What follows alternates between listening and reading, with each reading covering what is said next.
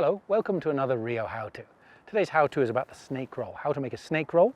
It's a beautiful cast for the spey angler, but it's also a great cast for the single-handed angler. The thing about a snake roll, it's a very dynamic high line speed cast, and this is a cast that has what's called an airborne anchor. The line's in the air all the time. And a couple of things to know about this snake roll is this cast is always done when there's no wind, like now, or when there's a downstream wind. Those are your perfect times for a snake roll. This is not a good cast to do when the wind's going upriver, because the line will blow right into your face and snag you and hook you and you'll hate yourself. So always make sure there's a downstream wind or no wind at all on the snake roll. A snake roll is always cast with a downstream arm.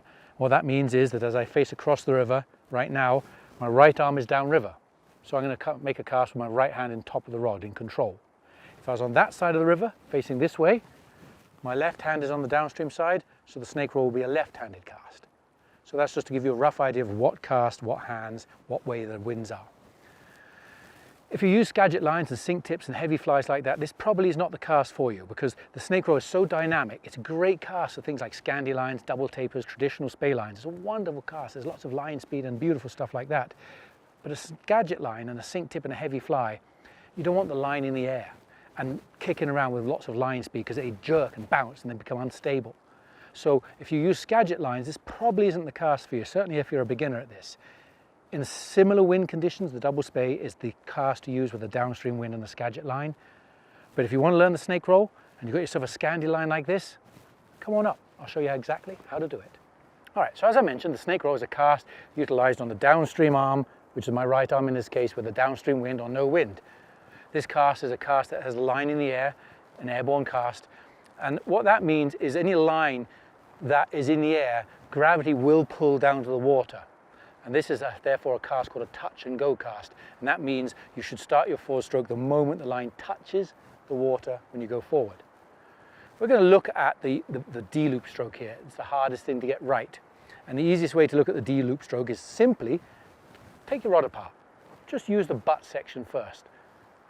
And pretend you're at school. Pretend this is a giant piece of chalk and you've got a giant chalkboard in front of you, and the teacher says, right, Billy, I want you to go up there and draw me an E for egg and make it as big as the chalkboard.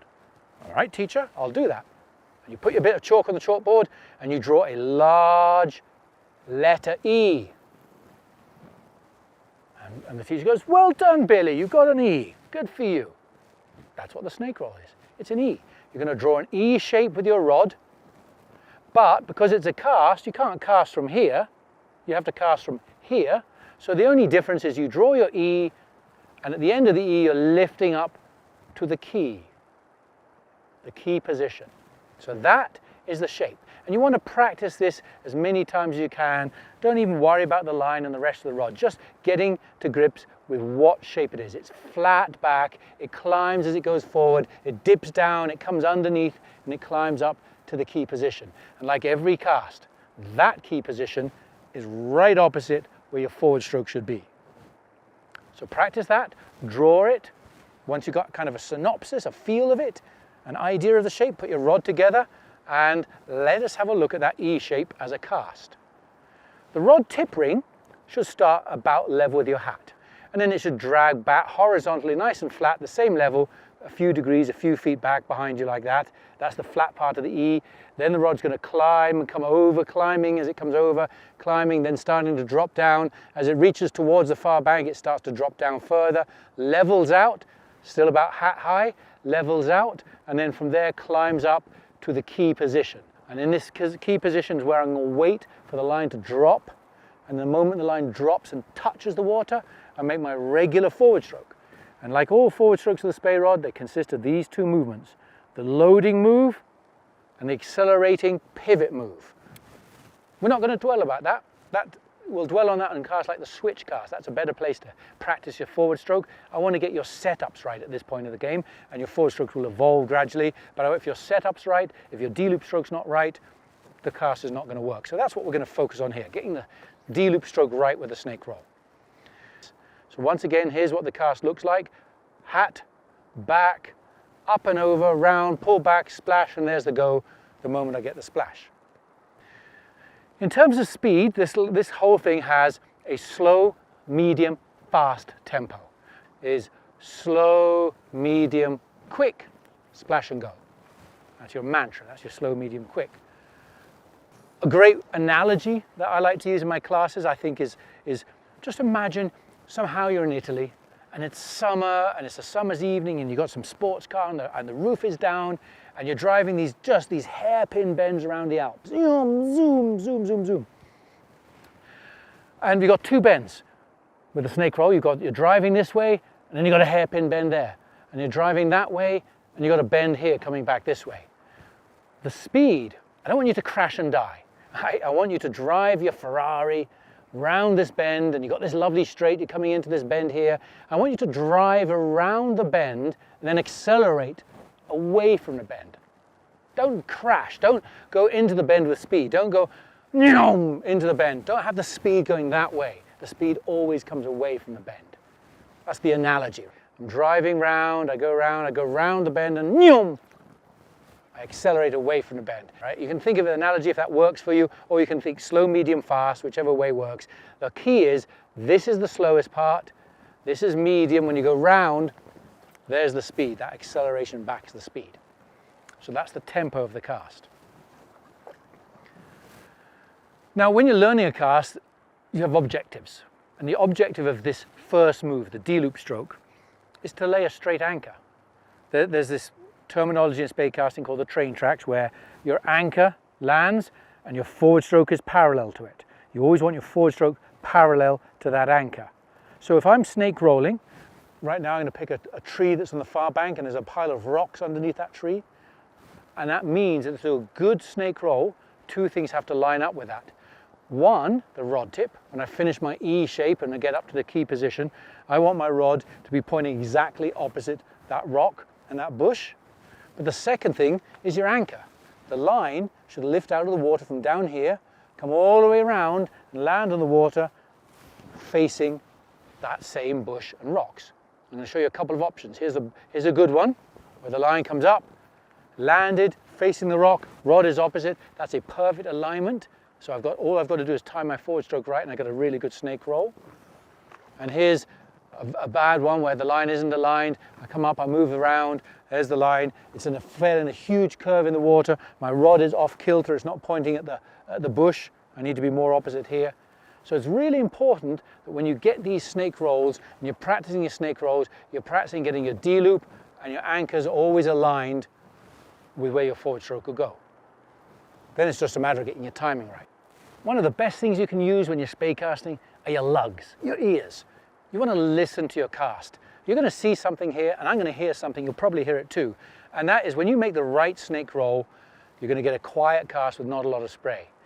Here's a bad one.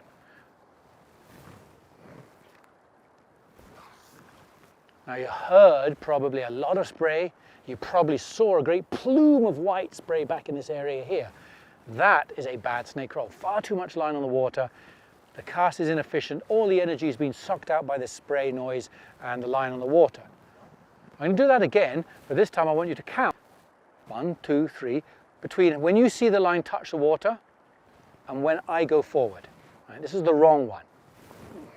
Touch, go.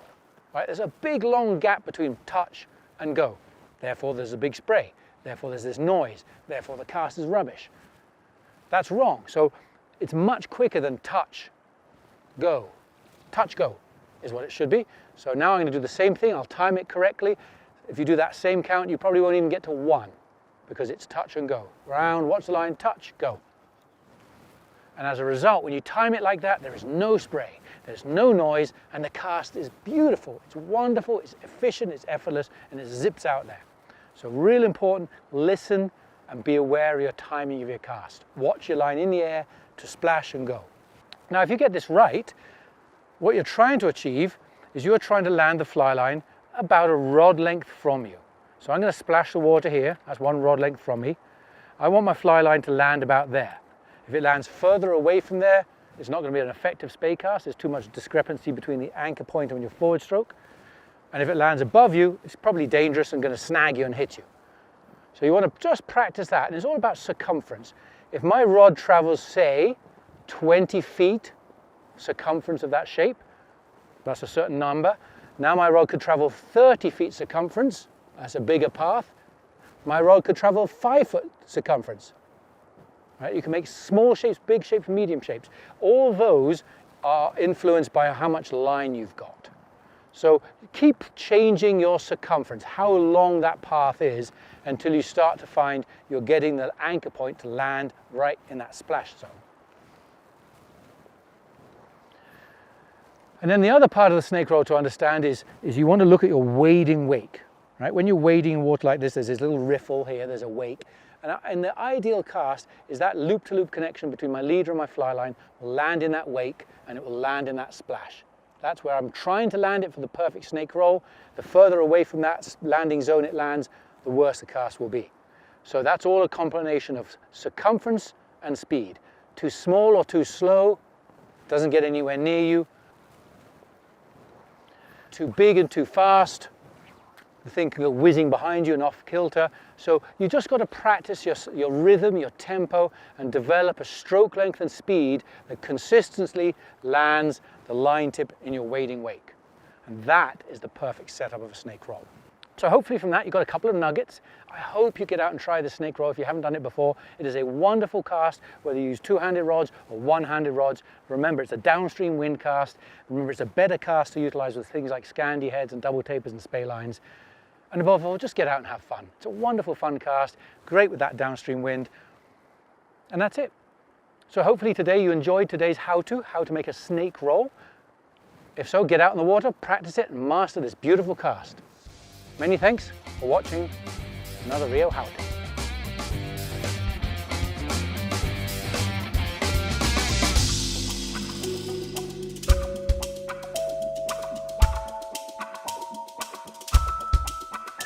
Thank you.